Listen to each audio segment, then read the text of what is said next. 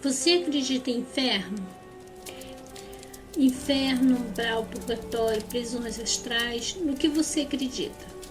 Existe um lugar onde pagamos pelos nossos pecados, coisas erradas que fizemos nessa vida.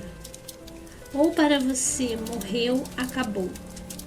Muitas pessoas religiosas dizem ter visitado o inferno e lá encontrado personalidades famosas e até papas. Bem, não estamos aqui para julgar e nem duvidar de ninguém, até porque cada um com seu credo. Desde que haja um respeito mútuo entre nós. Então, venho lhe apresentar o inferno segundo Dante Alighieri. Dante Alighieri nasceu no século XIII em Florença e foi um grande poeta, político e escritor. E ficou amplamente conhecido por sua obra intitulada A Divina Comédia, um conjunto de 3 livros que deu origem ao famoso Inferno de Dante. É dividido em 3 diferentes partes: Inferno, Purgatório e Paraíso. O curioso é que cada uma das 3 partes do poema acima citado se divide em cantos, que por sua vez são compostos por tercetos. A viagem de Dante é uma alegoria, através do que é essencial o conceito medieval e inferno, guiado pelo poeta romano Virgílio. No decorrer do trajeto pelo inferno, Dante acaba cruzando com diversas figuras mitológicas e famosas, o que pode parecer estranho à primeira vista, mas a verdade é que essa obra mistura mitologia grega, pessoas famosas da época e crenças católicas. O interessante é que Dante escreveu o inferno em espiral, que vai descendo em círculos, sendo ao todo 9 estágios. Em todos os círculos estão almas em castigo, sempre de acordo com suas ações em vida. Dessa forma, os primeiros círculos são para os que cometem pecados mais leves, e por isso os castigos são mais brandos. Quanto mais se avança nos círculos, mais pesados os castigos ficam. Os 9 círculos do inferno de Dante e suas figuras mitológicas. O portal do inferno.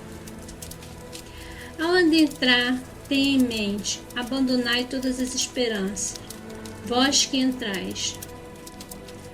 Logo em seguida, no mundo inferior, ainda antes dos círculos, Dante e Virgílio dão de cara com aqueles que foram omissos, ou seja, nem fiéis nem rebeldes a Deus, no chamado vestíbulo do inferno. Essas criaturas são aquelas que Deus desprezou, mas o inferno também não quis. Como castigo, elas devem ficar nuas, sendo eternamente picadas por moscas e vespas. Para separar este vestíbulo do início do inferno, há um rio chamado Aqueronte, que pertence ao inferno de Hades, no qual o barqueiro Caronte faz travessia das almas. Primeiro círculo, limbo. Nesse primeiro círculo se encontram as pessoas que não tiveram a chance de serem batizadas, e entre elas está Virgílio, Homero e Horácio. Essas almas que se encontram no primeiro círculo não recebem nenhum castigo, porém não terão oportunidade de conhecer Deus, ao contrário dos outros círculos do inferno. No limbo, as almas não gritam de dor. Aqui só podem ser ouvidos seus suspiros ou sussurros. Segundo ciclo, luxúria. Como se deixaram levar pelos prazeres carnais enquanto viviam, essas almas têm como castigo serem arrebatadas continuamente por ventos e furacões, que representam o vício pela carne. Logo depois está o Vale dos Ventos, onde padecem os luxuriosos, que sofrem e blasfemam contra Deus. enquanto são atormentados e arrebatados por um furacão e turbilhões de vento, que não param nunca, arrastando os espíritos com violência, atormentando-os, ferindo-os e rolando-os. Nesse círculo também é possível encontrar Mimos, que foi rei de Creta enquanto viveu. Segundo a mitologia grega, após a sua morte, Mimos, Eaco e Randamento foram nomeados os juízes das almas. De acordo com Dante, Mimos é quem decide para qual círculo o pecador será levado. Terceiro círculo, Gula. É nesse círculo que se encontra Cérbero, o cão de 3 cabeças da mitologia grega. Lembrando que Hércules teve que enfrentar essa figura mitológica em seu 12º trabalho. Segundo Dante, os que cometeram o pecado da gula são arrebatados continuamente com chuvas de granizo e neve, enquanto Cérbero os lacera e os devora aos poucos. Assim, os que gostavam de comer acabavam virando a comida.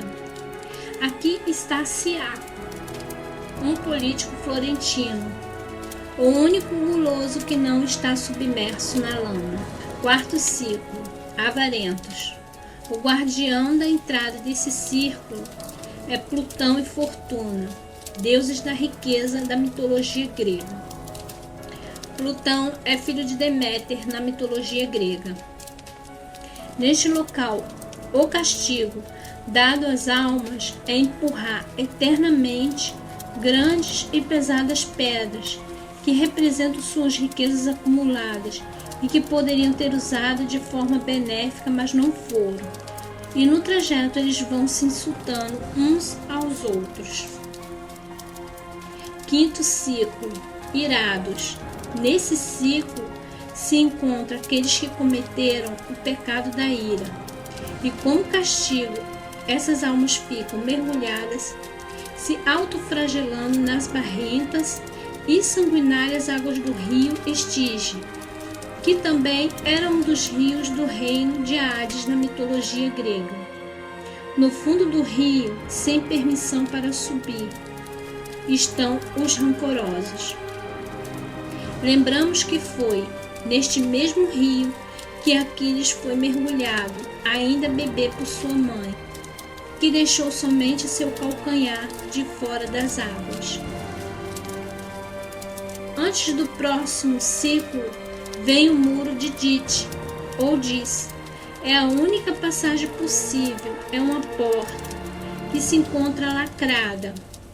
Além de ter que lidar com demônios que ficam tentando impedir a sua passagem, sobre essa porta dessa cidade estão mais de 1000 anjos caídos.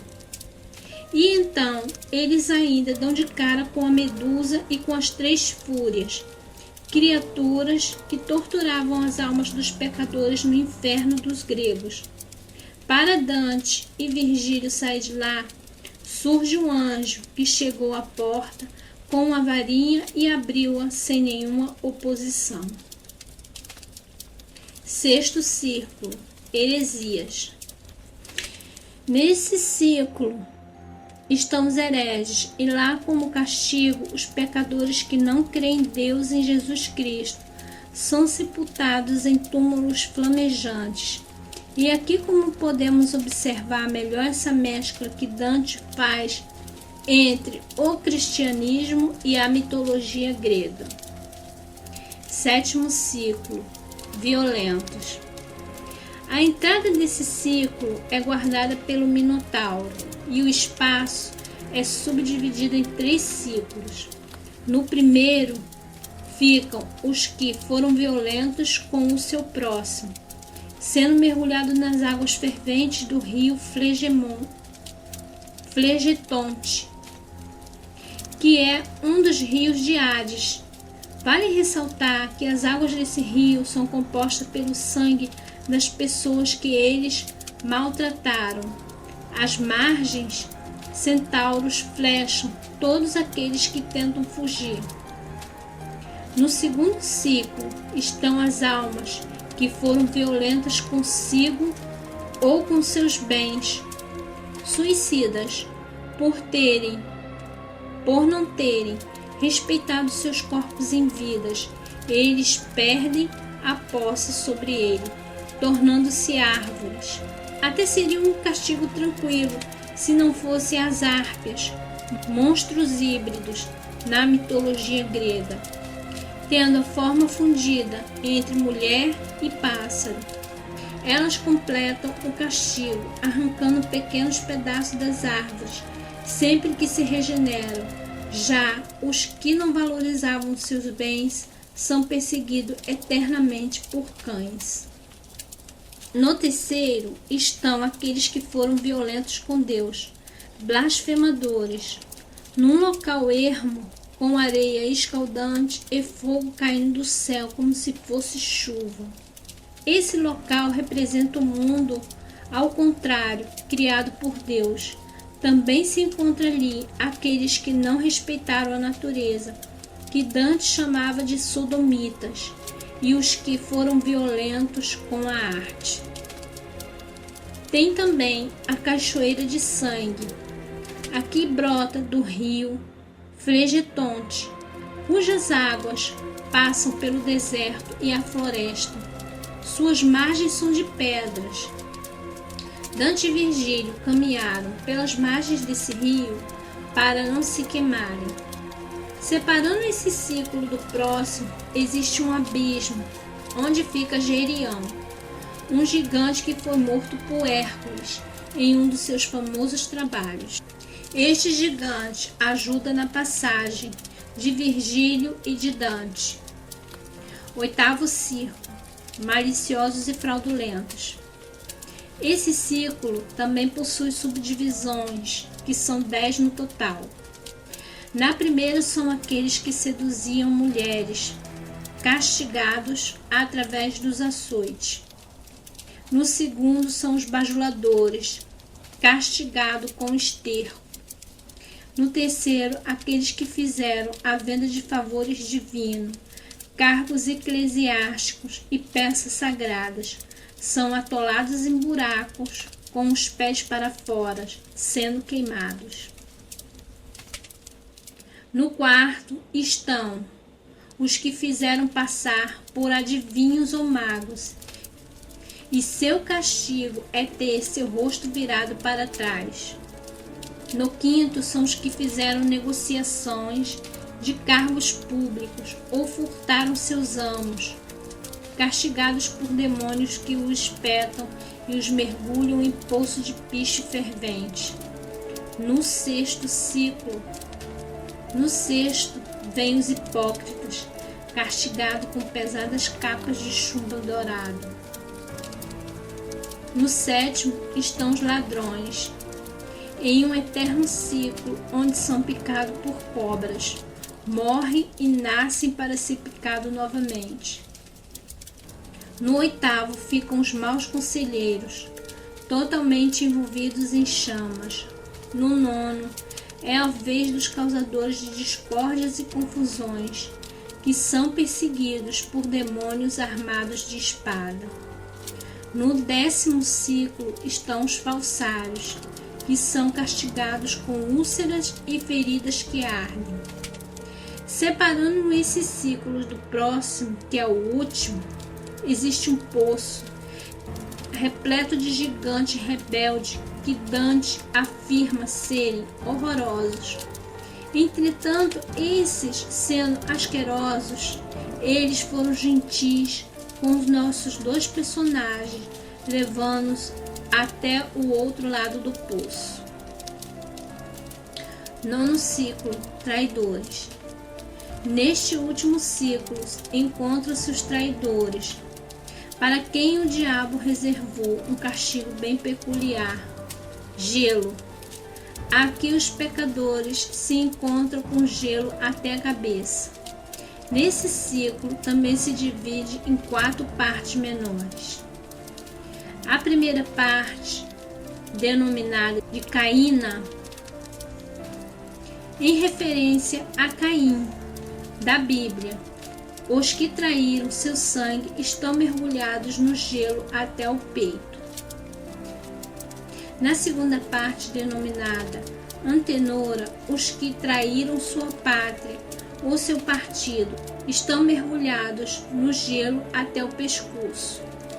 Na terceira parte, a Ptolomeia, os que traíram seus amigos e pessoas de seu convívio ficam somente com o rosto para fora do gelo, enquanto suas lágrimas congelam em seus olhos.